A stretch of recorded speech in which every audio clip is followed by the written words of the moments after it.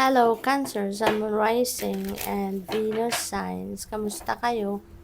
Sana po ay nasa mabuti kayong kalagayan. Welcome back po sa Star Tarot.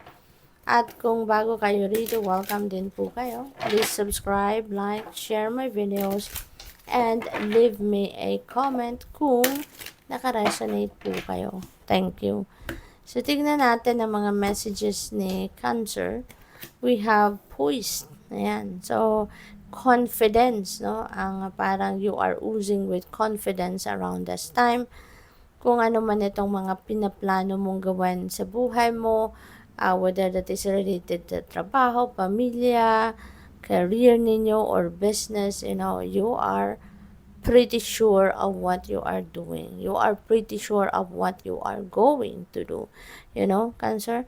So, ano ka? Confident ka. No? You are very confident about the things na gagawin mo. Kaya, ano ka, sigurado. No? Siguro, planado mo kung ano yung gagawin mo. Kaya, ito siya.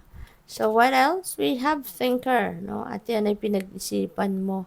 Pinag-isipan, pinagplanuhan, at maaaring marami ka pang gustong gawan, at ikaw ay patuloy na nag-iisip, patuloy na nagdidiskarte, nagpaplano. So, feeling ko, pagpaplano ang ginagawa ninyo sa ngayon, And also, co-create, Co-create, this is a reminder para sa'yo.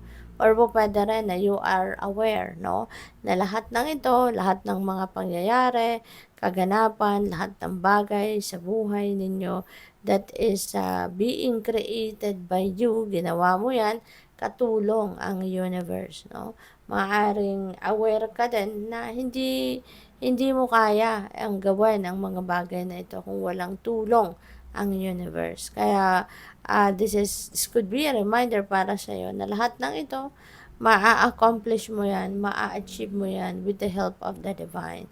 You are going to co-create with God, para maisakatuparan mo ang lahat ng ito. At, yun, so good luck sa iyo. And maraming salamat for Cancer for subscribing. And if you haven't subscribed yet, subscribe na po kayo. And please click the join button po sa baba ng video, kung gusto po ninyong mag-join sa membership. And sa mga hindi po nag-i-skip ng ads, maraming salamat for your support.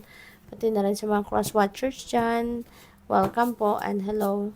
So, we have the power of purpose. Wow.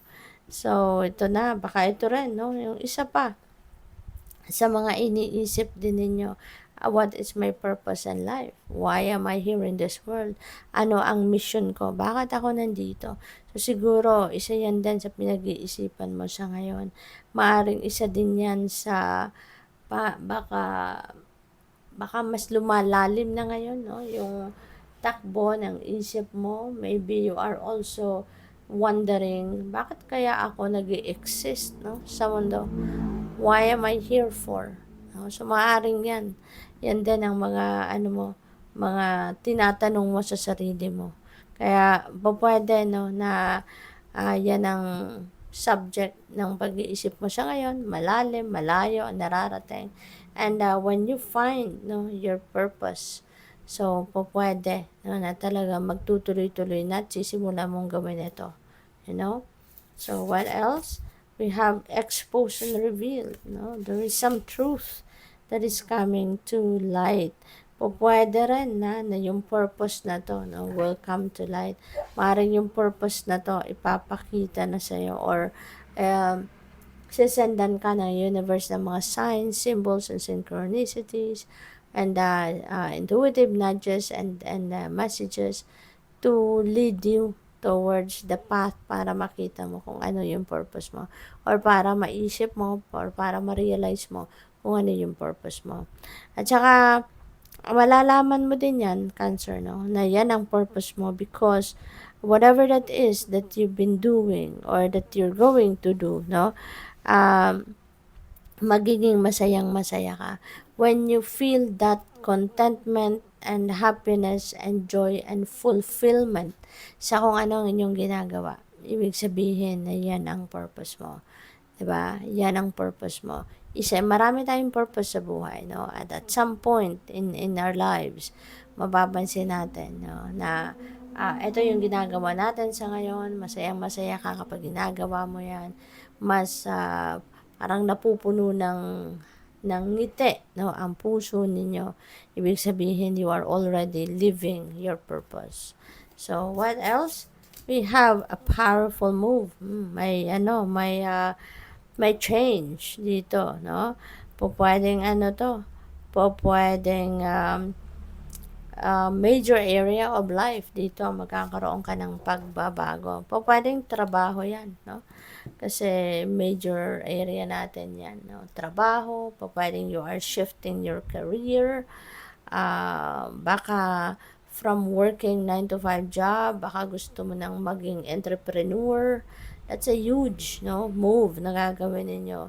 Pwede rin, no, na maglilipat kayo ng trabaho. Maghahanap kayo ng bagong employer or maglilipat kayo ng bagong employer. Pwedeng ganon. So, this is a big move para sa'yo. No? Kung ano man ang gagawin mo rito. Pwede rin na relocation ito.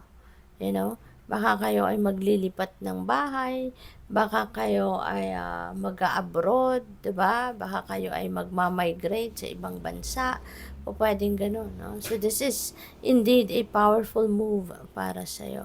It's going to have a great impact in your life, no? Sa ngayon and in the long term. So good luck. Thank you for watching. Love and light. Namaste.